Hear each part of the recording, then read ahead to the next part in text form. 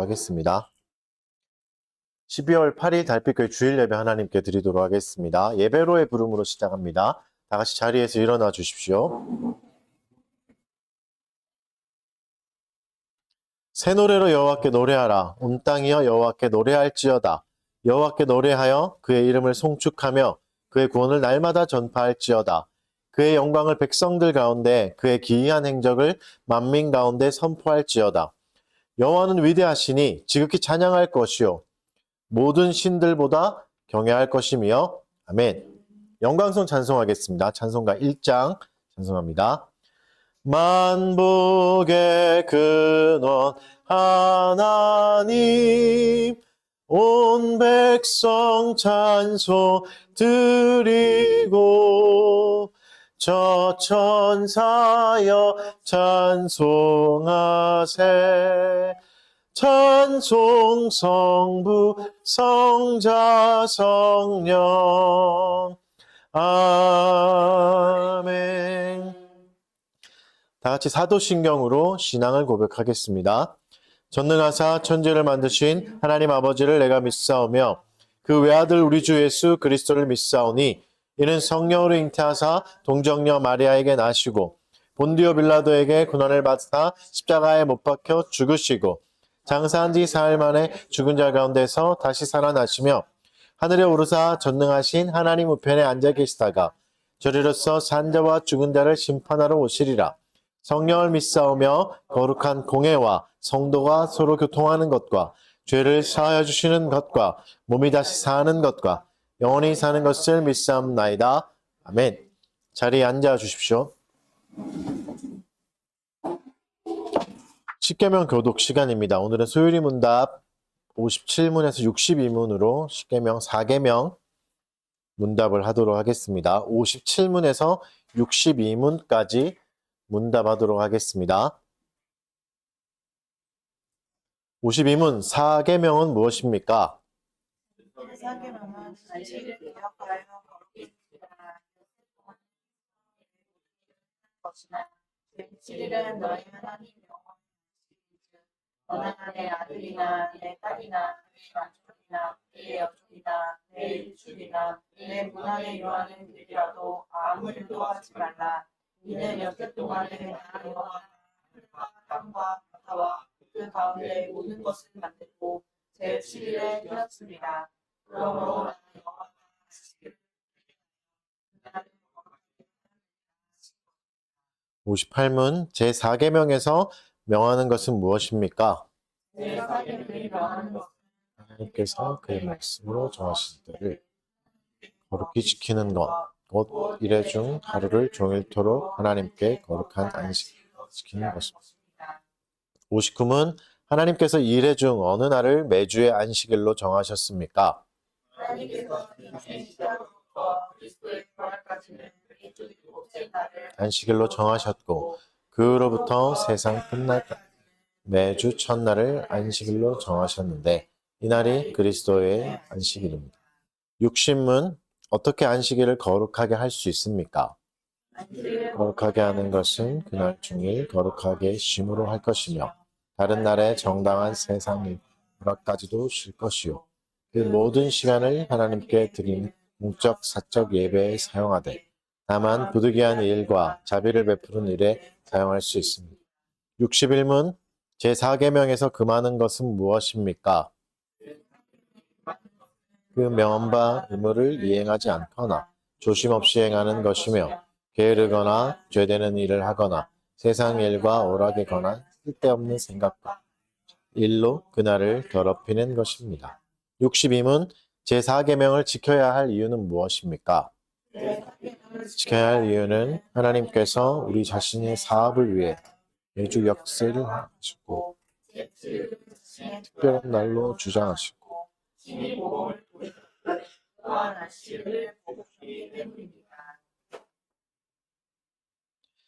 죄의 공적인 고백하는 시간입니다. 우리가 함께 하나님 앞에 우리의 죄를 고백하는 시간을 갖겠습니다. 우리가 깨닫지 못하는 죄악도 깨닫게 해달라고 또 간구하시고 또 우리를 용서해달라고 주님 앞에 겸손한 마음으로 예배 드릴 수 있는 자가 되게 해달라고 진실한 마음으로 고백하는 시간 잠깐 갖도록 하겠습니다.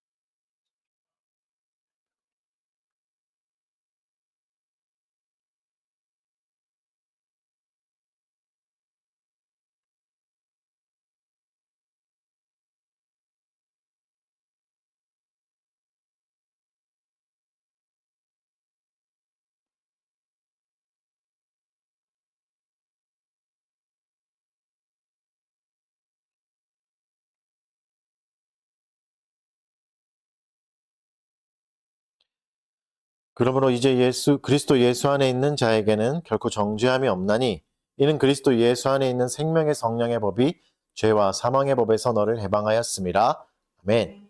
감사 찬송 드리겠습니다. 자리에 일어나셔서 시편 찬송가 150장, 시편 77편 1절에서 13절 말씀으로 찬송 올려드리겠습니다.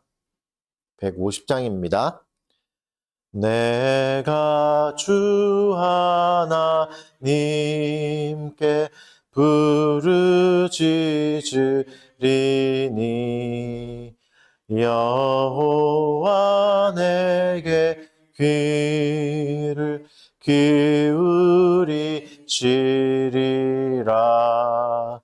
밤에나 또 낮에나 나의 환난 날에 내 손을 높이 들고 주를 찾았도다. 내가 주 하나님을 생각하옵니다. 내 심령 근심하여 상하였나이다. 오 나의 주 하나님, 내가 괴로워서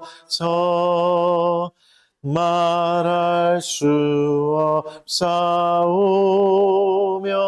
힘이 드옵니다. 마음에 묵상하며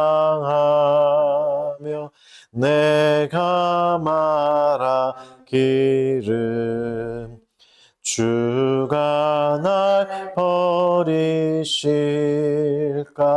은혜 그치실까 자비와 인자하심 다 잊으셨을까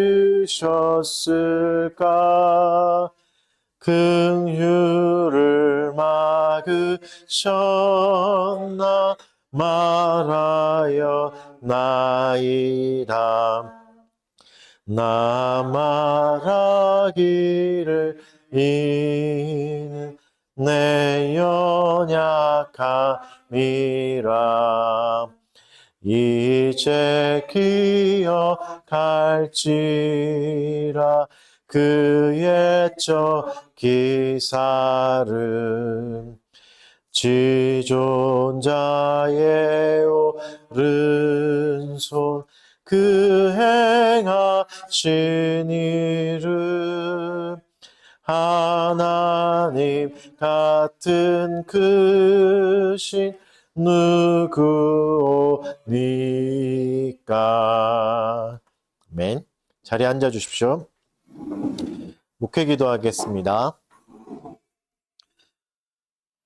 내가 물 가운데로 지날 때에 내가 너와 함께 할 것이라. 강을 건널 때에 물이 너를 침몰하지 못할 것이며 내가 불 가운데로 지날 때에 타지도 아니할 것이요 불꽃이 너를 사르지도 못하리니. 아멘. 온 세상을 창조하시고 또 여전히 온 세상을 지키시고 보존하고 계신 하나님 아버지 감사합니다. 오늘도 우리에게 복된 날을 허락하여 주셔서 주를 기억하고 주 앞에 모여 하루를 거룩하게 지키기 위하여 또 하나님께 예배드리게 하여 주신 것 감사드립니다. 하나님, 주께서 우리를 불러주셨지만 그의 부르심이 얼마나 크고 감격이고 은혜인지 깨닫지 못하고 여전히 교만한 마음과 또 어리석은 심령으로 하나님께 집중하지 못하고 또 하나님의 은혜를 기억하지 못하는 우리들을 불쌍히 여겨 주시옵소서. 거룩한 예배의 시간이지만 하나님, 온갖 잡생각들과 여러 가지 혼란스러운 마음들이 우리의 마음을 차지하고 있사오니 성령 하나님께서 우리의 마음을 깨끗하게 하여 주셔서 하루를 쉬어가게 하여 주시고 또 주를 기억하며 하나님께 온전히 예배할 수 있는 시간이 되게 하여 주시옵소서. 우리의 죄악됨을 낱낱이 보는 시간이 되게 하여 주시고 죄악됨을 발견할 때마다 그리스도를 더 의지하고 또 주님께 더 무릎 꿇는 그런 시간이 되도록 도와주시옵소서. 우리의 욕심과 아집과 독선들, 하나님 끊이지 않는 나의 욕망들 십자가에 못 박는 시간이 되게 하여 주시옵고 그리스도로 인하여서 모든 죄악들이 쉬어가고 그리스도로 인하여서 충만한 마음들이 채워지는 은혜의 시간이 되게 하여 주시옵소서. 하나님, 혼란스러운 나라를 위해서 기도드립니다. 정의와 공평이 강같이 이 나라에 흐르게 하여 주시고 또 연약한 자들의 눈물을 닦아줄 수 있는 위정자들이 될 수 있게 하여 주시옵소서. 그리고 평화를 사랑하는 자들이 일어나서 이 땅 한가운데 하나님이 허락하시는 그 평화를 서로가 나누고 누릴 수 있는 나라가 될 수 있도록 주께서 인도하여 주시옵소서. 혼란한 마음에 있는 자들을 위로하여 주시고 근심과 걱정 속에 쌓여있는 사람들에게 주께서 보호하여 주시고 여호와의 날개 그늘 아래서 쉬어갈 수 있는 은혜의 시간을 나누게 하여 주시옵소서. 어려운 이웃들을 기억하여 주십시오. 경제적 어려움으로 인하여서 삶이 위태로워진 사람들이 있습니다. 하나님, 그들에게도 하나님의 적절한 돌보심과 보호가 임할 수 있도록 이 나라를 사용하여 주시고 다른 여러 가지 방법들과 여러 가지를 사용하여 주셔서 그들을 건져내 주시옵소서. 이 시간에 달빛교회 교우들을 위해서 기도드립니다. 여행 중에 있는 성도가 있습니다. 그 발걸음을 주께서 인도하여 주시고 안전하게 또 하나님이 보여주고 싶으신 것들 잘 보고 누리는 은혜의 시간 잘 보내고 돌아올 수 있게 하여 주시옵소서. 어디 있든지 간에 안식일을 거룩하게 지키게 하여 주시고 또 주를 기억하며 또 은혜의 시간들 잘 보내게 하여 주시옵소서. 고난 중에 있는 성도가 있습니다. 주여 그를 은혜 내려주시옵고 어려운 가운데 있는 지체들에게 하나님의 위로와 도우심이 임하게 하여 주시옵소서. 육체의 연약함 속에 있는 지체들에게 주를 더욱 신뢰할 수 있는 마음을 더 깊이 심어주시고 하나님의 연약함을 통하여서 하나님을 더욱 의지할 수 있는 믿음이 더 든든해지는 은혜의 시간이 되게 하여 주시옵소서. 또 직장을 찾고 있는 지체들에게 또 선한 길을 열어주시옵고 또 하나님의 도우심에 따라서 선하게 순적하게 이 모든 과정들이 잘 처리되도록 도와주시고 은혜 내려 주시옵소서.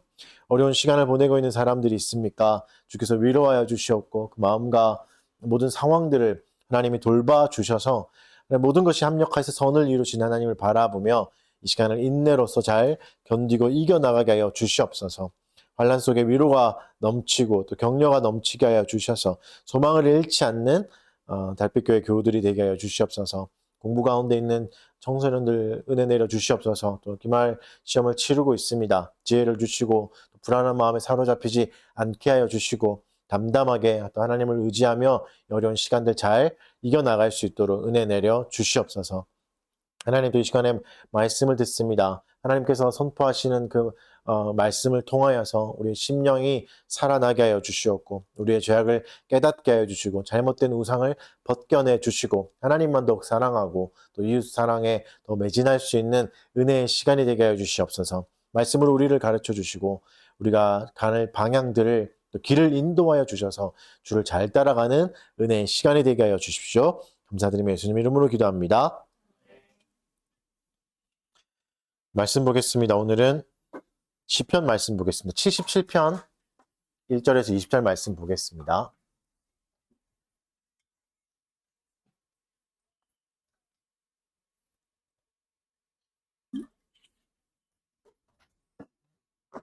시편 77편 1절에서 20절 제가 봉독해 드리겠습니다.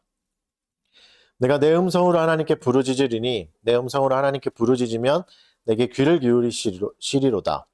나의 환난 날에 내가 주를 찾았으며 밤에는 내 손을 거두지 아니하였나니 내 영혼이 위로받기를 거절하였도다. 내가 하나님을 기억하고 불안하여 근심하니 내 심령이 상하도다. 주께서 내가 눈을 붙이지 못하게 하시니 내가 괴로워 말할 수 없나이다. 내가 옛날 곧 지나간 세월을 생각하여 싸우며 밤에 부른 노래를 내가 기억하여 내 심령으로 내가 내 마음으로 간구하기를 주께서 영원히 버리실까? 다시는 은혜를 베풀지 아니하실까? 그의 인자하심은 영원히 끝났는가? 그의 약속하심도 영구히 패하였는가? 하나님이 그가 베푸실 은혜를 잊으셨는가? 노하심으로 그가 베푸실 긍휼을 그치셨는가 하였나이다. 또 내가 말하기를 이는 나의 잘못이라 지존자의 오른손에 해 곧 여호와의 일들을 기억하며 주께서 옛적에 행하신 기이한 일을 기억하리이다. 또 주의 모든 일을 작은 소리로 읊조리며 주의 행사를 낮은 소리로 되뇌이리이다. 하나님이여 주의 도는 극히 거룩하시오니 하나님과 같이 위대하신 신이 누구오니까. 주는 기이한 일을 행하신 하나님이시라. 민족들 중에 주의 능력을 알리시고 주의 팔로 주의 백성 곧 야곱과 요셉의 자손을 속량하셨나이다. 하나님이여 물들이 주를 보았나이다. 물들이 주를 보고 두려워하며 깊음도 진동하였고 구름이 물을 쏟고 궁창이 소리를 내며 주의 화살도 날아갔나이다. 회오리 바람 중에 주의 우레소리가 있으며 번개가 세계를 비추며 땅이 흔들리고 움직였나이다. 주의 길이 바다에 있었고 주의 곧은 길이 큰 물에 있었으나 주의 발자취를 알 수 없었나이다. 주의 백성을 양떼같이 모세와 아론의 손으로 인도하셨나이다. 네. 오늘은 시편 77편으로 설교하겠습니다. 절망의 바다 앞에서 발견하는 하나님의 숨은 기일이란 제목 가지고 말씀 전하도록 하겠습니다. 우리가 7이란 숫자를 좋아하죠. 언제부터 그랬는지 모르겠지만 7을 행운의 숫자라고 생각합니다. 성경도 마찬가지로 7을 긍정적인 숫자로 보고 있죠. 세상을 7일 만에 하나님이 창조하셨고 그래서 7을 완전수다 이렇게 말하기도 하죠. 그래서 이렇게 행운의 숫자 두 개가 겹친 시편 77편은 얼마나 행운이 가득한 시편일까? 물론 행운이라는 건 없죠. 하나님의 섭리 아래 있는 거니까 하나님의 행하심 안에 있는 거니까 행운은 없지만 그래도 기분 좋은 숫자가 두 개가 겹쳤으니까 굉장히 따뜻한 내용일 것 같지만 시편 77편은 그렇진 않습니다. 오늘 본문을 77편으로 정한 이유는 사실 시편 찬송가 때문입니다. 새로운 찬송가도 익혀야 되고 또 불러야 되니까 멜로디가 좀 쉬운 것들을 위주로 정하다 보니까 77편을 정하게 되었습니다. 정해놓고 보니까 시편 77편은 따뜻한 숫자에 그렇지 못한 내용을 담고 있습니다. 이 시편을 설교했던 종교개혁자들도 많고 종교들도 많은데 찰스 스펄전은 그 중에 한 명인 찰스 스펄전은 77편을 설교하면서 제목을 세상에서 가장 비참한 사람들을 위한 설교라고 이제 제목을 붙이고 설교했을 정도입니다. 그러니까 그만큼 77편은 최악의 상황에서 불린 노래죠. 그래서 혹자는 이스라엘 백성이 포로로 끌려갔을 때 그 상황을 노래한 거다 이렇게 말하기도 합니다. 그만큼 암울하고 괴로운 시기에 부르는 노래였던 거죠. 77편은 왜 이런 평가를 받을까? 우리가 바라는 정서와는 굉장히 거리가 먼 노래인 77편은 무엇을 우리에게 말하고 있을까? 우리가 시편 77편을 살펴보면 그곳에서 깊은 절망에 빠진 사람을 만날 수 있습니다. 시인이라고 하죠. 77편의 시인인 깊은 절망에 빠져 있습니다. 그래서 오늘은 그의 마음이 어떤 상태인가, 또 이것을 어떻게 극복해 나가는가 자세히 한번 살펴봤으면 좋겠습니다. 사실 그렇죠. 슬픔이랑 절망이라는 건 우리의 마음을 한번 차지하면 도저히 쉽게 빠져나가지 않습니다. 그래서 이 슬픔을 시인은 어떻게 다루고 있는가도 살펴봐야 됩니다. 77편을 여러분도 깊이 묵상하고 살펴보시는 시간이 됐으면 좋겠습니다. 먼저 1절을 보면 이 1절은 시편의 주제가 한눈에 보입니다.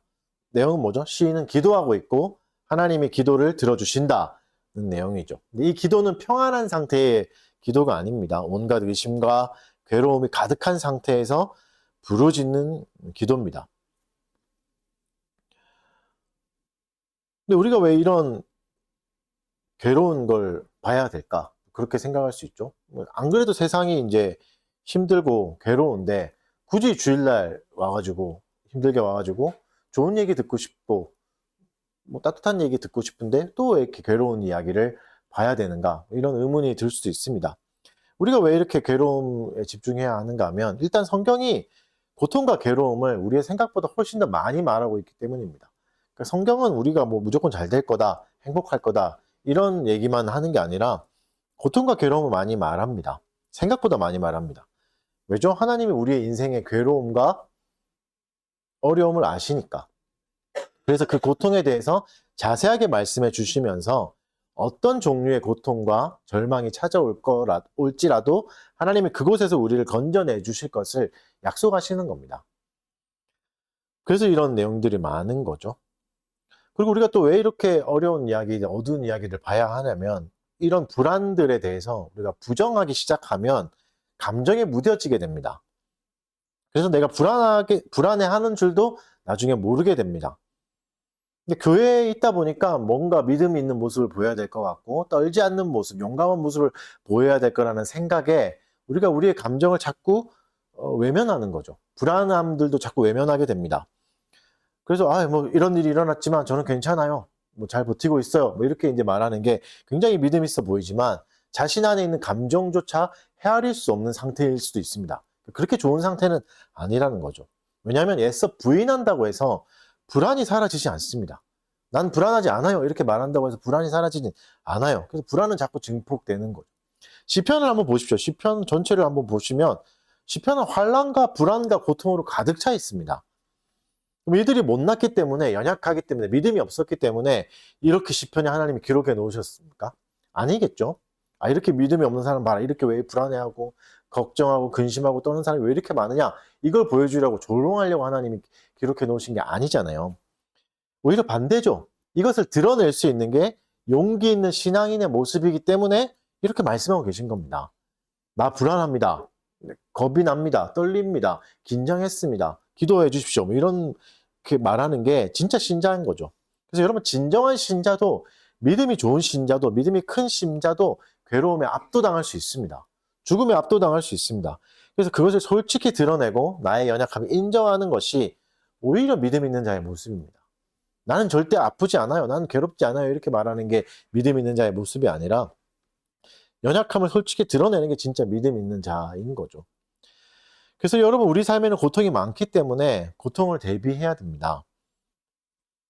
고통의 순간과 절망에 만약에 압도당한다면 그때 우리는 무엇을 해야 되는가?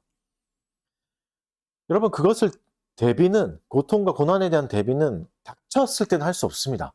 닥쳤을 때는 이미 정신이 나가고 혼란했기 때문에 준비할 수가 없죠. 평안할 때 해야 됩니다. 군사훈련을 전쟁 시에 할 수 있습니까? 못합니다. 전쟁이 일어나는데 군사훈련을 어떻게 하겠습니까?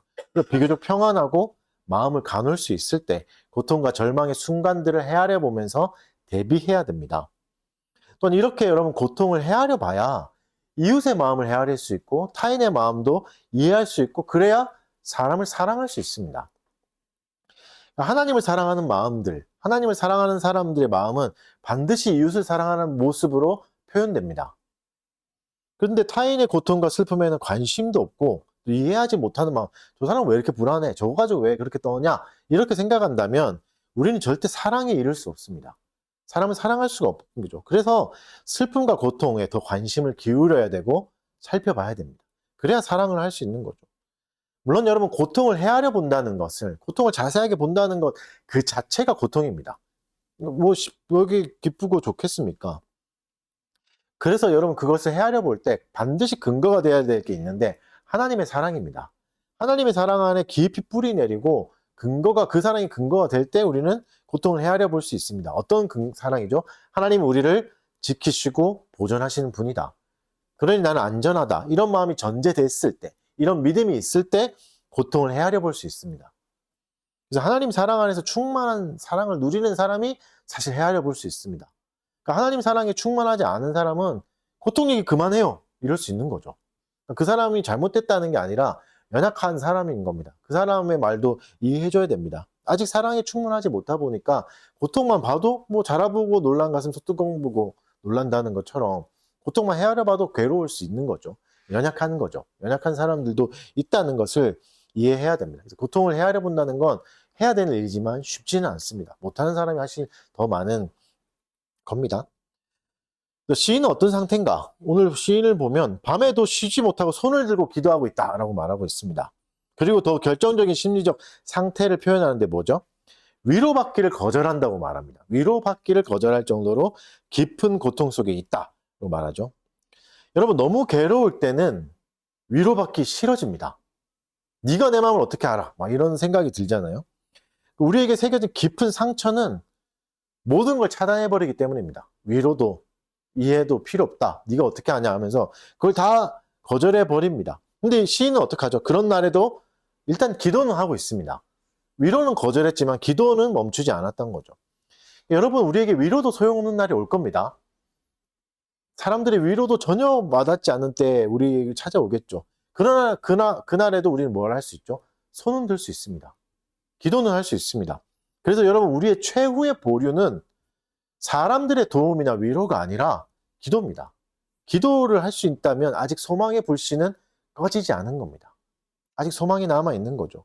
그러니까 아무것도 하지 못할 때, 자리에서 일어나는 것조차도 힘들 때가 있잖아요. 버거울 때가 있잖아요. 그때도 기도는 할 수 있습니다. 누워서라도 기도는 할 수 있죠. 이것을 잊지 말아야 됩니다. 기도가 아직 남아있다는 거. 모든 사람이 떠난 시간에도. 그러면 여러분, 왜 우리가 위로를 거절할까? 이 마음도 한번 살펴봤으면 좋겠는데, 왜 위로를 거절할까요? 때로는 우리가 위로의 방식도 내가 정하고 싶기 때문입니다. 내가 원하는 방식으로 위로를 해줬으면 하는 마음이 있는 거죠. 내가 원하는 방식으로 위로를 받고 싶은데 사람들이 그걸 몰라주죠. 그래서 위로도 거절합니다. 그리고 또 나의 고통을 다른 사람에게 보이는 걸 싫어합니다. 그러면 나의 약함을 인정하는 것 같기 때문에, 나의 연약함을 인정하는 것 같기 때문에 싫어합니다. 또 다른 마음도 있겠죠? 도움을 받는 것이 다른 사람에게 짐이 될까봐 걱정하는 마음도 있습니다. 그래서 도움을 거절하기도 합니다. 그리고 또 이런 마음도 있죠.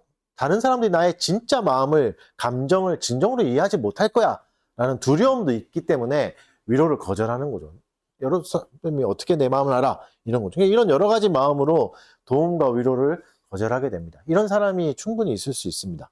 만약에 우리가 이런 사람을 본다고 할 때, 우리 교우 중에 그런 사람이 생긴다고 할 때 어떻게 해야 될까요? 성경은 답을 주십니다. 이렇게 말씀하십니다. 로마서 12장 15절. 즐거워하는 자들과 함께 즐거워하고 우는 자들과 함께 울라.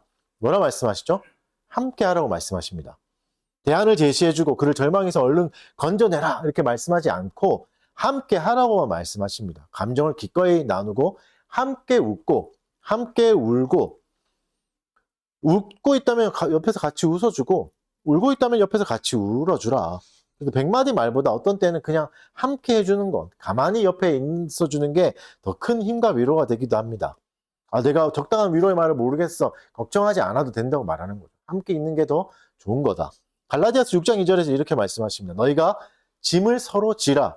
그리하여 그리스도의 법을 성취하리라. 여기서도 뭐라고 말씀하시죠? 함께 하라 말씀하시죠. 서로의 짐을 나누어서 지라고 말씀하시죠.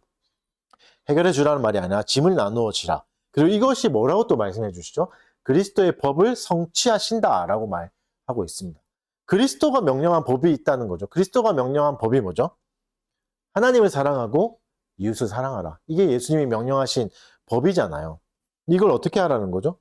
서로의 짐을 나누고 함께 눈물을 흘리면 이게 이웃 사랑이다. 이게 이웃 사랑이다. 이게 하나님을 사랑하는 마음을 표현하는 법이고 그리스도에게 순종하는, 그리스도의 법을 따르는 가장 좋은 방법이라고 말씀해 주시는 겁니다. 함께하는 거. 그래서 여러분, 교회는 함께하는 공동체입니다. 함께하는 공동체입니다. 그래서 괴로운 날에도 결국 뭘 기억해야 되죠? 하나님을 기억해야 되는 거죠. 근데 여러분, 하나님을 기억한다는 게 마냥 행복하지만 않을 때도 있습니다. 때로는 하나님을 기억하는 게 더 불안을 일으키기도 합니다. 여러분, 일주일 동안 죄를 많이 짓고 마음대로 악하게 살다가 오시면 하나님을 기억하는 게 기쁘지만 않겠죠? 그런 것처럼 어떤 날에는 불안이 더 심해지기도 합니다. 왜냐하면 하나님이 우리의 불안을 즉시로 거두지 않기 때문입니다. 기도한다고 해서 하나님 그 즉시로 불안을 없애주신다고 약속하신 적은 없습니다. 그렇죠? 불안을 쉽게 바로 거두어가지 않기 때문입니다. 그럼 왜 하나님이 우리의 불안을 바로 해결해 주시지 않을까? 불안이 너무 괴롭고 힘든데 왜 그럴까? 일단 불안함에 대해서 한번 생각해 봐야 되겠죠? 불안에 대한 오해를 좀 없애야 됩니다. 불안이 없어야 믿음이 크다라고 말할 수는 없습니다. 믿음이 큰 사람이 불안이 없는 사람인가? 그렇지 않습니다. 오히려 불안이 없는 사람이 믿음이 작은 사람이 불안이 없을 수도 있습니다. 오히려 그럴 수도 있죠. 그래서 막 함부로 사람을 대하고 말도 함부로 하고 그럴 수 있는 거죠. 그럼 불안이 없기 때문에 그런 거죠. 여러분 보십시오. 오늘 시인은 굉장히 끝까지 하나님을 매달리고 있잖아요. 우리가 이러기 쉽지 않죠. 여러분 경험해 보셔서 알겠지만 모든 사람의 위로를 거절하고 있을 때도 기도한다는 건 쉽지 않은 일입니다. 모든 고통 속에서 모든 위로를 거절한 사람인데도 하나님께 매달리고 있는데 이 시인을 믿음이 없다고 말할 수 있는 사람이 누가 있겠습니까? 그런데 지금 시인은 뭐가 있죠? 불안함 가운데 있습니다. 엄청난 믿음이 있어서 하나님께 끝까지 매달리지만 불안함이 있습니다. 근데 이 불안이 작은 불안이 아니라 뭐라고 말하죠? 심령이 상할 정도의 불안이다. 내 영혼이 지금 상하고 있고 마음이 깨지고 있을 정도의 불안을 느끼고 있다. 이렇게 말하고 있습니다. 하나님 왜 이러실까요? 왜 불안을 그대로 놔두실까요? 즉시로 걷어가시면 좋을 건데 이거 좋지도 않은 건데 왜 이렇게 놔두실까요? 하나님이 불안도 사용하시기 때문입니다. 하나님이 우리 속에 있는 불안도 바르게 사용해 주십니다. 여러분 불안이 있을 때 우리는 뭘 또 느낄 수 있죠? 세상의 한계를 뚜렷하게 느낄 수 있습니다. 그 전까지는 보이지 않았던 한계를 뚜렷하게 느낍니다. 불안이 있을 때 우리는 세상의 헛된 것에 의지했던 것을 깨닫게 되고 다시 참된 소망을 찾아갈 수 있게 됩니다. 아, 돈이 다가 아니구나. 사람들과 잘 지내는 게 다가 아니구나. 관계가 좋은 게 다가 아니구나. 사람들의 지지를 받고 격려를 받고 사랑을 받는 게 다가 아니구나. 이게 진짜 소망이 있는 게 아니구나. 내가 이것을 목표라고 이것이 있으면 좋다 생각했는데 이게 다가 아니구나. 깨닫게 해줍니다. 고린도후서 7장 10절에서 이렇게 말씀하십니다. 하나님의 뜻대로 하는 근심은 후회할 것이 없는 구원에 이르게 하는 회개를 이루는 것이요 세상 근심은 사망을 이루는 것이다. 하나님이 근심을 주신다는 거죠. 하나님이 뜻대로 근심을 하게 하신다는 거죠. 그것은 구원에 이르게 한다. 후회할 것이 없는 구원에 이르게 한다. 세상도 근심을 주는데 세상을 근심은 사망이다 말하죠. 하나님은 우리에게 남겨두시는 불안, 근심 이런 것들은 구원에 이르는 회개로 이룰 수 있습니다. 아, 내가 잘못된 것을 추구했구나. 잘못된 것을 살았구나. 내가 이런 잘못된 욕망을 가지고 있었구나. 깨달을 수 있는 거죠. 이것을 단순히 세상 근심이라고 말할 수 없습니다. 그래서 여러분 우리의 신앙은 때론 불안을 먹이 삼아 자라기도 합니다. 불안이 커졌을 때 우리의 신앙이 자라기도 하는 겁니다. 성경은 계속해서 이걸 증언하고 있습니다. 시편 119편 71절 고난당한 것이 내게 유익이라 이로 말미암아 내가 주의 율례들을 배우게 되었나이다. 고난당해서 내가 오히려 율법을 배웠다. 하나님의 말씀을 더 깊이 알게 되었다. 고백하고 있죠. 로마서 5장 3절부터 4절 다만 이뿐 아니라 우리가 환난 중에도 즐거워하니 환난은 인내를 인내는 연단을 연단은 소망을 이루는 줄 압니다. 환난으로 시작했는데 뭐로 끝난다고요? 소망으로 끝난다. 불안이 시작이지만 그 끝은 소망으로 끝난다. 하나님이 이렇게 해주시는 거죠. 여러분 우리의 삶은 여전히 불안합니다. 하지만 하나님이 이 끝을 반드시 소망으로 바꿔주십니다. 그것만 기억하고 그것만 따르면 됩니다. 서로를 보십시오. 우리 교회를 보십시오. 얼마나 불안합니까? 그죠? 그러나 이 끝에서 우리는 소망을 발견할 겁니다. 그러니 두려워도 하나님을 더 의지하십시오. 걱정돼도 근심돼도 하나님을 더 의지하십시오. 환난이 시작됐지만 그 끝은 소망이 될 겁니다. 고린도후서 1장 4절도 그 말씀을 격려하고 계십니다. 우리의 모든 환난 중에서 우리를 위로하사 우리로 하여금 하나님께 받는 위로로서 모든 환난 중에 있는 자들을 능히 위로하게 하시는 이시로다. 하나님이 어떤 분이라고요? 환난 중에 있는 자들을 위로하셔서 또 다른 환난 중에 있는 자들을 또 위로하게 하신다는 말씀입니다. 무슨 말씀이죠? 내가 경험한 불안이나 환난이나 근심이나 걱정, 이런 상처, 고난의 모든 기억들이 누군가를 위로하는 힘이 된다는 겁니다. 여러분 우리가 불안한 것들, 환난에 괴로운 이유가 그런 거잖아요. 내가 원하지도 않았는데 왜 이런 고통을 당하는가? 나는 이거 바르게 살았는데 왜 이런 걸 당하는가? 이런 어려움들이 우리를 더 괴롭히는 이유는 이게 아무 의미도 없다고 생각하기 때문이죠. 더 잘 나가야 되는데, 더 지금 돈을 많이 벌어야 되는데, 더 열심히 살아야 되는데, 건강해야 되는데, 지금 환난을 만나가지고 모든 게 멈췄구나. 그래서 무익하다고 생각합니다. 근데 뭐라 말씀하시죠? 무익하지 않다. 하나님이 유익하게 바꾸신다. 그래서 여러분, 신자가 만나는 환난은 무익한 게 아무것도 없습니다. 신자가 고통을 당할 수 있으나 그건 절대 무익하지 않습니다. 유익하게 만들어 주십니다. 내가 꾸역꾸역 견뎌냈던 하루가 누군가에게는 큰 위로가 된다고 말씀하시는 겁니다.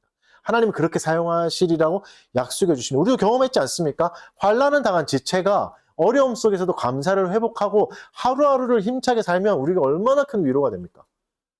얼마나 큰 힘이 됩니까? 그쵸? 그러니까 내가 잘 버티는 것만으로도 옆에 있는 사람에게도 엄청난 위로가 됩니다.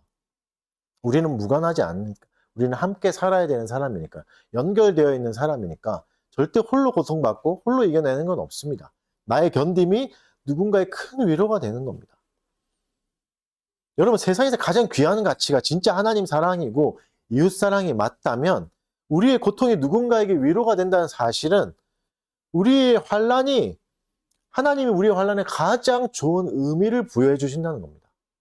가장 좋은 가치를 실현해 줄 수 있는 순환으로 바꿔주신다는 거니까 엄청나게 큰 선물이 됩니다. 우리의 고난과 어려움들을 이겨낸다는 게. 이제 시인의 고통을 좀 더 자세하게 살펴보겠습니다. 그는 무엇 때문에 괴로워하고 있는가? 5절을 보면 그는 과거의 기억 때문에 괴로워합니다. 과거가 안 좋아서 그럴까요? 반대입니다. 너무 행복했죠. 과거가 너무 좋았죠. 과거는 어떤 날이죠? 시인이 고백하는 과거는 하나님께 구원받은 날입니다. 영적인 구원을 말하기도 하겠지만 세상의 어려움 속에서 빠져나온 구원을 말하기도 합니다. 과거를 기억하고 있지만 하나님께 도움받았던 은혜의 시간들을 기억하지만 그게 더 마음을 아프게 하는 거죠. 이상하죠? 칼빈은 이렇게 말합니다. 이걸 원문을 좀 윤문한 건데 이렇게 말합니다. 사탄은 우리가 하나님의 은총을 깊이 생각할 때 우리 마음에 더 큰 상처를 주려고 교묘하게 방해한다. 라고 말합니다. 우리가 은혜를 기억하고 하나님의 은총을 깊이 생각할 때 사탄은 오히려 뭘 하죠? 그걸 가지고 오히려 우리에게 상처를 내려고 하는 거죠. 하나님의 사랑과 은혜를 깊이 묵상하려면 할수록 사탄은 우리 마음에 더 큰 상처를 내려고 그 은혜를 사용한다는 겁니다. 근데 무섭죠? 우리를 괴롭히기 위해서 사탄은 기꺼이 예전에 경험했던 은혜를 가져옵니다. 야, 예전엔 구원해 주셨는데 오늘은 왜 안 해주시지? 너 뭔가 문제 있는 거 아니냐? 이렇게 하는 거죠. 여러분, 이런 질문을 받는다면 어떤 사람이 더 많이 받을까요? 은혜를 많이 경험한 사람이 더 많이 받습니다. 과거에는 이렇게 도와주셨는데 오늘은 안 하시네? 이제는 끝났나 보다. 이런 질문들을 스스로에게 받게 되는 거죠. 이때 여러분, 우리가 하나의 사실을 더 기억해야 됩니다. 뭘 기억해야 되죠? 구원은 항상 즉시로 일어나지 않는다는 거. 하나님은 우리를 반드시 구원해 주십니다. 하지만 즉시로 일어나지 않을 때가 있습니다. 여러분, 모든 세대의 교회들이, 교회사 안에 있는 모든 교회들이 고통을 받았지만 즉시로 구원해 주시지 않았습니다. 기도하는 즉시로 막 문이 열리고 하늘문이 열리고 그런 적이 많지 않았습니다. 왜죠? 하나님이 그 시간을 통해서 교회에게 인내를 가르치고 계셨으니까. 모든 고통의 시간들을 통해서 교회들을 연단하셨으니까. 왜죠? 그래야 연단해서 소망이 생기니까. 그래서 시인은 계속 질문합니다. 스스로에게 질문합니다. 7절부터 9절까지의 질문은 신자를 너무 괴롭히는 질문입니다. 우리말로 바꿔보면 이런 질문입니다. 하나님 진짜 나를 구원해 주실까? 나 이러다가 굶어 죽는 거 아닌가? 이러다가 결혼도 못하는 거 아닌가? 내가 이 각박한 서울에서 살아남을 수 있을까? 이렇게 살면서 대학 갈 수 있을까? 이런 질문들이 우리를 찾아올 겁니다. 우리를 괴롭힐 겁니다. 여러분, 이런 질문이 생기는 것 자체는 이상한 일이 아닙니다. 이런 질문이 지금 성경에 있잖아요. 성경에 기록해 놓으신 거잖아요. 이상한 일이 아닙니다. 참된 신자들도 충분히 이런 질문들이 생길 수 있습니다. 이런 질문 생기는 것 자체를 괴로워하지 마십시오. 충분히 생길 수 있습니다. 그래서 시편 77편 1절부터 12절을 근거 구절로 하는 대요리 문답이 있습니다. 81문이죠. 유명한 문답이죠. 81문. 읽어드릴게요. 81문. 모든 참된 신자들은 현재 은혜의 상태에 있으며 장차 구원받으리라고 항상 확신합니까? 성도들은, 진짜 믿음 좋은 성도들은 확신에 가득 차 있습니까? 이렇게 물어보는 거죠. 답은 뭐죠? 은혜와 구원의 확신은 믿음의 본질에 속한 것이 아니기 때문에 참된 신자들이 확신을 얻기까지는 오랜 시간이 걸릴 수 있으며 그들이 은혜와 구원의 확신을 누리게 된 이후에도 심신의 여러 병약함, 죄, 유혹, 탈선으로 확신이 약해지거나 일시적으로 중단될 수 있습니다. 그러나 하나님의 성령께서 그들과 항상 함께 하시고 그들을 도우시기 때문에 참된 신자들은 결코 완전한 절망에 빠지지 않습니다. 무슨 말이죠? 나 끝났구나, 나 죽었구나, 하나님 나 버리셨구나, 이렇게 할 수 있다는 거죠. 투덜댈 수도 있고 질문할 수도 있고 이 확신이 완전히 사라져 버릴 수 있다. 참된 신자를 할지라도. 그러나 하나님이 도우신다. 성령이 그들을 붙드신다라고 말하는 거죠. 그래서 확신 가지고 천국 가는 게 아니라 하나님의 사랑의 근거에서, 말씀의 근거에서 천국 간다. 이런 말인 거죠. 여러분, 하나님이 그의 자녀들을 영원히 포기하신 적이 성경에 있습니까? 없습니다. 시편 136편 1절에서 이렇게 말씀하십니다. 여호와께 감사하라. 그는 선하시며 그의 인자하심이 영원함이로다. 인자하심은 영원합니다. 이 땅에 영원한 게 없잖아요. 우리 지드래곤이 말했잖아요. 영원한 건 없습니다. 근데 영원한 게 뭐라고요? 인자하심이 영원하다. 하나님의 인자하심이 영원하다. 누가복음 1장 50절 긍휼하심이 두려워하는 자에게 대대로 이르노도다. 두려워하는 사람에게 뭐가 임한다고? 긍휼을 주신다. 약속을 주신다. 두렵고 떤다면 긍휼이 대대로 계속해서 대를 이어서 임한다. 여러분, 하나님이 그의 자녀들을 포기하지 않습니다. 심지어 하나님이 마음 먹고 심판하려고 했던 악당들이 있었죠. 성경에 보면, 구약에 보면 니느웨라는 도시였죠. 니느웨라는 도시는 너무 포악했습니다. 사람들을 굉장히 잔인하게 죽였고 잔인하게 괴롭혔던 나라예요. 근데 어떻게 하셨죠? 그들이 악한 도시에게 심판하실 거라 메시지를 던지시고 회개하니까 회개함을 보시고 용서를 베풀어 주신 적이 있습니다. 니느웨는 공식적으로 그때 당시에 구약의 생각으로 하나님의 자녀도 아니었는데도 불구하고 긍휼을 베풀어 주셨죠. 여러분, 또 성경에서 하나님이 약속을 취소하신 일이 있습니까? 그렇지 없습니다. 오히려 모든 사람들이 약속을 잊어버린 적은 있었지만 하나님은 그것을 기억하셨습니다. 기억하셔서 그대로 이루어 주셨죠. 그래서 여러분, 사실 이런 질문이 발생한다는 거, 내가 진짜 구원받은 게 맞나? 이러다 지옥 가는 게 아닌가? 이러다 망하는 거 아닌가? 이런 질문이 발생하는 건 오히려 건강한 겁니다. 오히려 건강한 겁니다. 여러분, 징계의 채찍을 맞고 있을 때가 있는데, 징계의 채찍을 맞고 있을 때 마음이 굳어져 버리는 것이 더 불쌍하고 위험한 신호입니다. 아무것도 깨닫지 못하고 지금 징계 고통을 당하는데도 아무런 마음의 반응이 일어나지 못하고 그냥 저주만 일어나고 누구를 원망하는 것만 일어난다면 그게 더 위험한 겁니다. 내가 뭔가 잘못한 게 아닌가?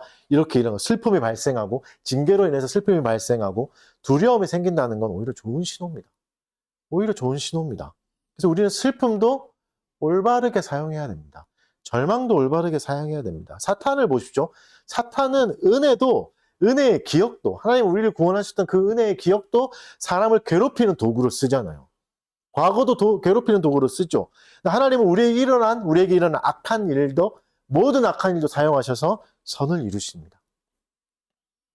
지금도 하나님의 침묵이 끝날 것 같지 않아서 길어진 것 같아 보이지만 이 순간에도, 하나님이 침묵하신 순간에도 은혜는 흐르고 있습니다. 은혜는 여전히 작동하고 있습니다. 그래서 시인은 이제 방향을 틉니다.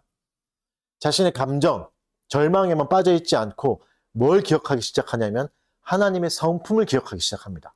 하나님 하신 일만 기억하는 게 아니라 그 일을 기반으로 해서 하나님의 성품을 기억하기 시작합니다. 여러분, 감정은 우리에게 꼭 필요한 거지만 그것에만 매달리면 우리는 길을 잃어버립니다. 여러분, 때론 절망은 굉장히 강력한 냄새 같아서 우리 몸에 쉽게 붑니다. 고깃집을 갔다 오면 고기 냄새가 빠지지 않는 것처럼 절망이라는 것은 강력한 냄새 같아서 우리 몸에 너무나 깊이 배어버립니다. 그래서 이것을 없애버리는 것은 아주 어렵습니다. 절망을 빼버리는 건 굉장히 어렵습니다. 이제 몸에 밴 절망을 벗어버리기 위해서 하나님을 더 의지해야 됩니다. 이 방법밖에는 없습니다. 어떻게 하죠, 시인은? 하나님이 행하신 일을 보면서, 여기서 그쳐서도 안 되고 하나님이 행하신 일을 보면서 하나님이 어떤 성품을 가지고 계신가, 이것을 더듬어 가야 됩니다. 왜죠? 하나님이 우리를 구원하시는 것은 그분의 성품에 근거해서 행하시는 일이니까, 하나님이 이런 분이니까 이런 일을 하시는 겁니다. 하나님이 이런 분이다, 하나님의 성품이 이렇다를 더듬어 가야 되는 거죠. 하나님은 어떤 분이죠? 오늘 본문에서 뭐라 말씀하시죠? 기이한 일을 행하신다 라고 말하고 있습니다.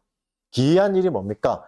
우리의 상식을 벗어나는 겁니다. 우리의 인지적 한계를 벗어나는 것, 내 눈을 벗어나는 한계 밖에서 일하신다는 걸 말하죠. 그래서 하나님은 우리를 구원하시기 위해 초자연적인 일도 하시고 우리의 생각 밖에 있는 수많은 처절한 방법들도 사용하시는 거죠. 그걸 다 가지고 계시는 분입니다. 하나님이 이제까지 모든 이 땅의 역사를 그렇게 운영하신 겁니다. 그러니 어떻게 해야 되죠? 하나님이 행하신 일을 보면서 더듬어서 하나님의 성품을 살펴보고 그 성품을 생각하며 그분을 다시 의지해야 됩니다. 인자가 풍성하신 분이니까, 영원하신 분이니까 다시 그분을 의지해야 되겠다. 이렇게 가야 되는 거죠. 여러분, 우리의 몸에 밴 절망이 우리를 또 계속 괴롭힐 겁니다. 그때 우리는 인내를 사용해야 됩니다. 절망이 계속 작동하려고 할 때 인내를 사용해야 됩니다. 몸에 밴 절망으로 인해서 하나님과 멀어지지 않도록 노력해야 됩니다. 더욱 그분을 의지하는 수단으로 감정을 사용해야지 그냥 감정만 최고선으로 여기서 내가 슬픔에 빠져있고 난 절망이야, 괴로워, 이것에만 계속 빠져있다면 그것이 신이 된 겁니다. 감정이 신이 된 겁니다. 때때로 우리는 감정을 신으로 삼고 있습니다. 내가 화났으니까, 내가 지금 슬프니까 이런 감정에만 충실해서는 안 됩니다. 내가 화났으니까 지금 하나님을 더 의지해야 되겠다. 내가 지금 더 슬프니까 하나님을 더 의지해야 되겠다고 의지적으로 감정을 다스려야 됩니다. 자기 감정을 다룰 수 있는 사람을 우리는 어른이라고 말하죠. 자기 감정을 다룰 수 있는 사람. 그렇지 못한다면 아무리 나이가 많아도 여전히 어린 사람입니다. 그는 어떤 사람이죠? 그럼 어른으로서 존중받아야 될 사람이 아니라 어린이처럼 사랑받고 보호받아야 될 사람입니다. 연약하다면, 감정을 잘 다루지 못한다면. 이제 시인은 넘어가서 하나님의 구원을 발견합니다. 그러나 구원을 발견한 것이 좀 뜬금없습니다. 하나님이 깊은 고난과 절망을 끝내치고 이제 시간이 돼서 하나님의 시간에서 구원의 길로 인도하시는데 그 구원의 길 앞에 뭐가 있냐면 바다가 있습니다. 바다가 있어요. 바다가 뭘까? 우리에게는 바다가 친숙할 수 있겠지만 고대인들에게 바다는 신비로운 곳이었고 두려움이 가득한 곳이었습니다.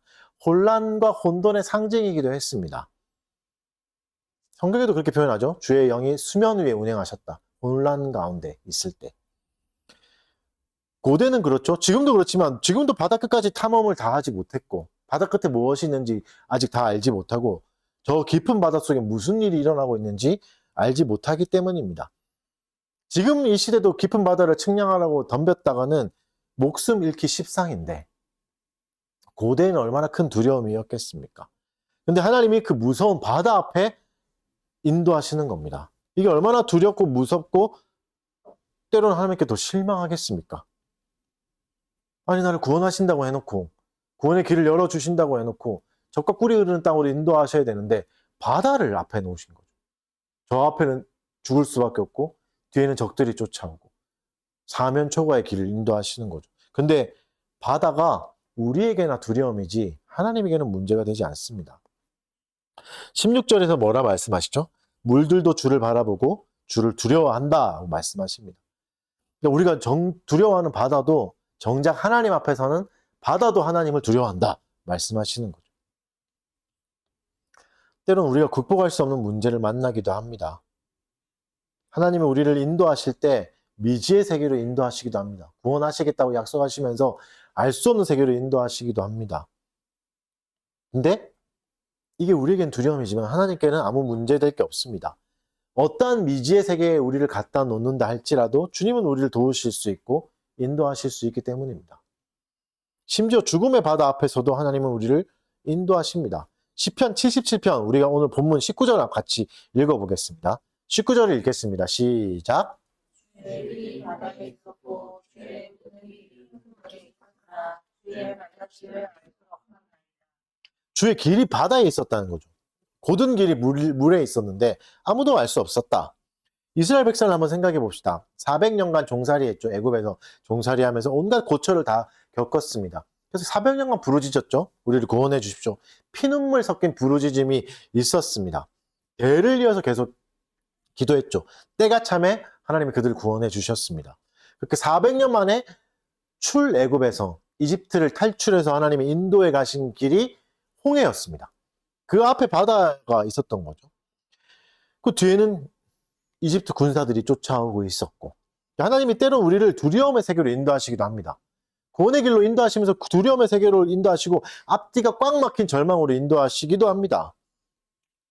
이스라엘 백성에게 그 당시 이스라엘 백성에게 바다는 뭐겠습니까?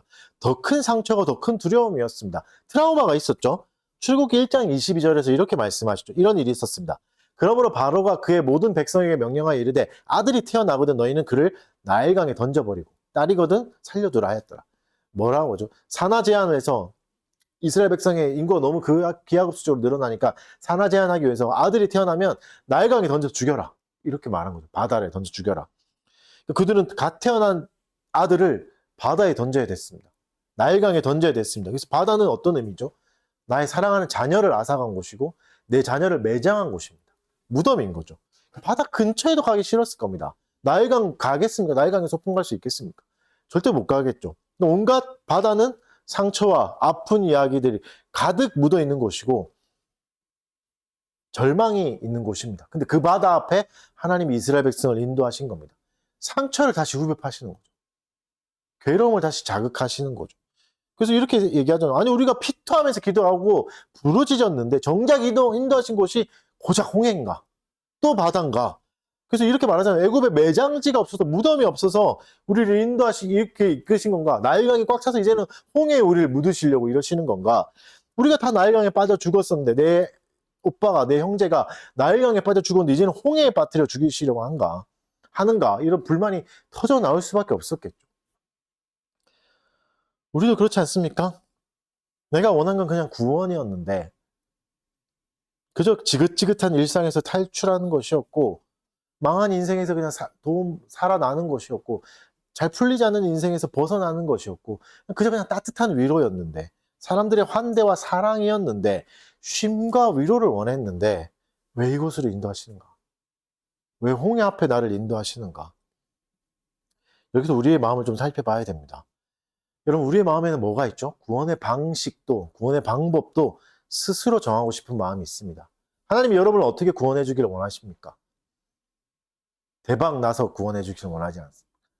돈이 많아지는 방식으로 우리를 구원하시거나 내 존재가 더 커지는 방식으로 구원을 받고 싶은 마음이 다 있잖아요. 나는 이렇게 구원받고 싶어요 라는 계획들이 다 있죠. 나에게 구원은 이거예요. 좋은 직장에 가는 거예요. 좋은 가정을 꾸려서 결혼하는 거예요. 돈을 많이 버는 거예요. 좋은 집을 사는 거예요. 좋은 차를 타는 거예요. 이런 계획이 있죠. 근데 정작 구원자이신 하나님은 지각에 뛰어나신 분이라 우리의 상식과 지각의 한계를 훌쩍 뛰어넘어 버리십니다. 그래서 우리가 원하는 방식으로 해주지 않는 거죠. 여러분 때로 우리는 괴로움에 몸부림치면서 하나님께 기도할 때가 있잖아요. 하나님 이번만 도와주시면, 하나님 내 아이만 살려주시면, 이번 한 번만 이 고통이 지나가게 해주시면, 제발 돈 좀 벌게 해주시면, 밀린 카드값만 내게 해주시면, 월세만 좀 낼 수 있게 해주시면, 이것만 좀 해주시면, 해결해 주시면, 대출금만 좀 갚게 해주시면, 이렇게 기도하는 우리를 하나님 어디로 인도하시죠? 홍해로 인도하십니다. 앞뒤 갈 곳이 없는 길로 인도하실 때가 있죠. 절망의 구렁텅이죠. 이제는 죽는 일만 남았구나. 이거 하나님 나 죽으라고 하시는 거구나. 하나님 나 도와주실 생각이 없는 거구나. 나 죽이시려고 하는 거구나는 바다 앞에 우리를 데려다 놓으실 때가 있습니다. 근데 성경에도 비슷한 기도를 한 분이 있습니다. 놀랍게도. 하나님, 이 잠만 지나가게 해주십시오. 이 잠만 지나가게 해주십시오라고 기도한 예수님이 계셨죠. 그 예수님께 하나님이 대답은 뭐였죠? 십자가를 내밀어 주셨습니다. 죽음이었죠. 사람의 생각으로 절대 이해할 수도 없고 받을 수도 없는 곳이었습니다. 아니 하나님의 아들이 어떻게 죽어요? 제자들도 다 말렸습니다. 제자들도 이해할 수 못했어요. 심지어 예수님도 당사자 예수님도 피하고 싶었죠. 이 잠만 지나가게 해주십시오. 이것만 지나가게 해주십시오. 다른 거 다 할 수 있습니다. 이런 마음 많이 했겠습니까? 근데 십자가가 뭐였죠? 구원의 방법이었습니다. 십자가는 죽음이었고 막막한 길이었는데 그것이 주의 길이었죠. 나의 죽음이 있는 길이었지만 새로운 생명을 얻는 방법이었습니다. 그리스도의 십자가는 그 당시로 보면 완전한 실패였고 완전한 수치스러움입니다. 사형틀이잖아요. 십자가라는 사형틀을 누가 자랑할 수 있고 누가 그걸 따를 수 있고 누가 그걸 목에 걸고 다닐 수 있겠습니까? 근데 하나님의 발자취는 아무도 알 수 없었습니다. 거기에 하나님의 길이 있었다는 것은 아무도 알 수 없었던 거죠. 가장 수치스러웠던 잔인했던 사형틀이 우리에게 가장 큰 자랑거리가 되고 구원이 되었습니다. 여러분 구원은 여전히 십자가에 있습니다. 십자가에 그리스도 예수께 있습니다. 하나님은 홍해 앞에서 완전히 절망한 이스라엘 백성 앞에 뭘 보여주시죠? 홍해를 갈라 주십니다. 그래서 하나님의 길을 보여주시죠. 홍해가 갈라지는 것을 보여주십니다. 설마 그 속에 하나님의 길이 있을 거라고 생각한 사람은 아무도 없었습니다.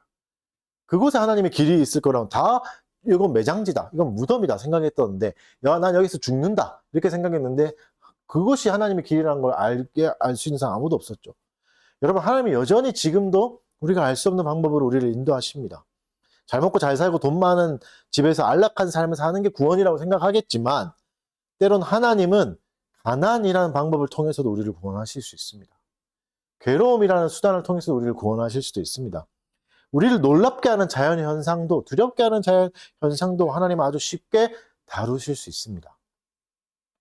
죽음의 바다를 만났지만 상처 하나 안 나고 그 길을 건너게 하십니다. 누구 하나 다친 사람이 없고, 누구 하나 발이 상한 사람이 없게 그 길을 건너게 하시죠. 여러분, 우리는 큰 사건과 사고들을 또 만날 수 있을 겁니다. 그러나 그 속에서도 주의 발자취는 이어집니다. 여기에 무슨 하나님의 뜻이 있나? 여기에 무슨 주의 인도하심이 있나? 이렇게 생각하겠지만, 그곳에서 하나님 우리를 구원하시고 또다시 주의 길을 걸어가게 하실 겁니다. 세상 사람들은 절대 주의 발자취를 보지 못합니다. 홍해가 갈라진 뒤에 덮여버렸기 때문에 그 길이 하나님의 길이라고는 지나온 사람 말고는 아무도 알 수 없게 돼버렸죠. 그게 주의 발자취입니다. 여러분, 우리의 삶이 빛나지 않는다고 너무 낙심하지 마십시오. 하나님은 이스라엘 백성을 홍해 바다 가운데서 건져내셨고, 예수님의 십자가도 수치에서 영광으로 바꿔주셨습니다. 실패하고 초라한 우리의 모습 속에서도 하나님이 호흡을 불어주신다면 우리를 끝끝내 구원의 길로 인도하실 것입니다. 그러니 인내하십시오. 하나님의 성품을 더듬어 가시면서 하나님을 더욱 신뢰하십시오. 결론을 맺겠습니다. 시편 77편은 절망과 하나님의 침묵으로 시작하죠. 마지막은 하나님의 기이한 길로 마무리됩니다. 하나님은 바다를 가르시고 수치의 십자가를 영광의 도구로 바꾸어 주셨습니다. 우리의 삶도 마찬가지입니다. 여전히 우리는 불안과 고통이라는 바다 앞에 서게 될 겁니다. 하지만 그 앞에서 하나님이 우리에게 의의 길을 내실 겁니다. 생각하지도 못했던 길을 내실 거고, 생각하지도 못했던 방법으로 우리를 구원하실 겁니다. 때론 여러분, 과거의 은혜가 더 괴로움이 될 수도 있습니다.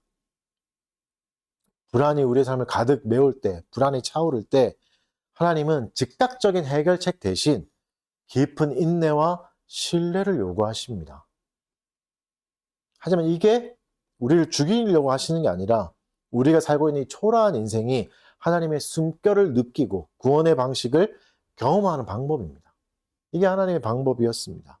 그래서 여러분, 우리는 불안과 고통, 모든 상황을 하나님 안에서 인내로 승화시킬 수 있어야 됩니다.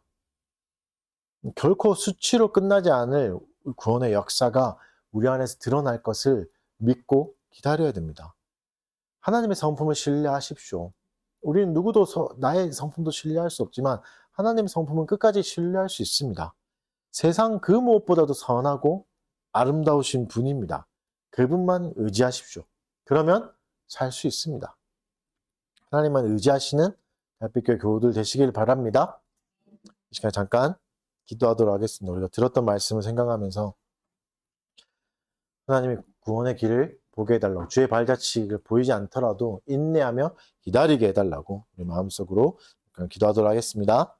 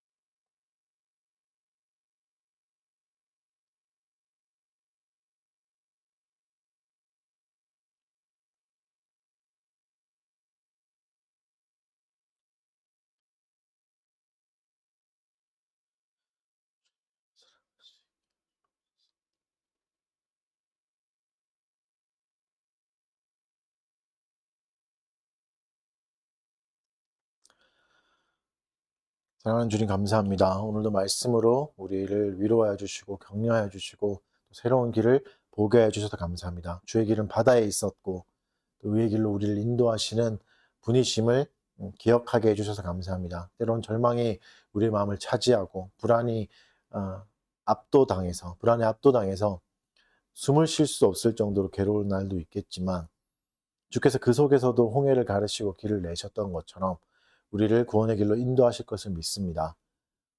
때론 인내를 원하시고 더 신뢰하기를 원하시는 그 주님이심을 기억하게 하여 주시고 하나님 우리 삶에 인내를 더 쌓게 하여 주시고 주를 신뢰하는 마음들 더 커지게 하여 주시옵소서. 불안할 때마다 주께 매달리게 하여 주시고 근심과 걱정이 올 때마다 하나님을 더 의지하게 하여 주십시오. 때론 내가 원하지 않는 상황과 기대하지 않았던 길로 인도함 받겠지만 그래도 선한 목자 되신 주님이 우리를 인도하시니 그 길을 잘 따라가게 하여 주시고 주께서 원하시는 모든 일이 내 인생 가운데 다 일어날 수 있도록 은혜를 베풀어 주시옵소서.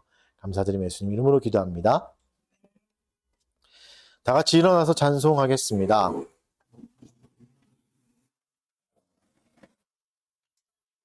찬송가 393장 찬송하도록 하겠습니다. 오 신실하신 주 내 아버지여 늘 함께 계시니 두려움 없네. 그 사랑 변찮고 날 지키시며 어제나 오늘이 한결같네. 오 신실하신 주, 오 신실하신 주, 날마다 자비를 베푸시며 일용할 모든 것 내려주시니 오 신실하신 주 나의 구주. 봄철과 또 여름 가을과 겨울 해와 달 별들도 다 주의 것. 만물이 주 영광 드러내도다. 진실한 주 사랑 나타내네.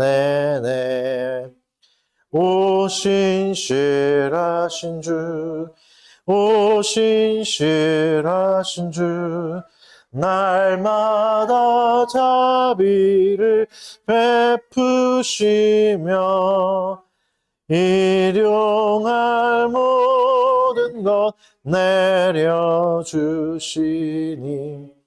오 신실하신 주 나의 구주. 내 죄를 사하여 아니하시고 주 친히 오셔서 인도하네. 오늘의 힘되고 내일의 소망 주만이 만복을 내리시네. 오 신실하신 주, 오 신실하신 주, 날마다 자비를 베푸시며 일용할 모든 것 내려주시니 오 신실하신 주 나의 구주. 아멘. 헌상 기도하겠습니다. 사랑하는 주님 감사합니다. 우리에게 재물 얻을 힘을 주시고 또 경제가 어려운 가운데서도 우리에게 적당한 몫을 허락하여 주셔서 우리로 살아가게 하여 주시고 일상을 또 견디게 하여 주시고 또 이웃을 위해 또 교회를 위해 또 하나님의 영광을 위해 재물을 내어놓게 해주신 것 감사드립니다. 믿음 있게 헌신한 자들에게 은혜를 베풀어 주시옵고 또 드릴 것이 없는 자들에게도 위로하여 주셔서 더 큰 위로와 충만함으로 그들의 마음을 채워 주시옵소서. 또 재물을 잘 사용할 수 있는 지혜와 용기도 우리에게 허락하여 주셔서 하나님이 원하시는 방향으로 이 물질들을 바르게 잘 사용하게 하여 주시옵소서. 감사드리며 예수님 이름으로 기도드립니다. 네. 강복선언으로 예배 마치도록 하겠습니다. 주 예수 그리스도의 은혜와 하나님의 사랑과 성령의 교통하심이 너희 무리와 함께 있을지어다. 네. 네, 자리에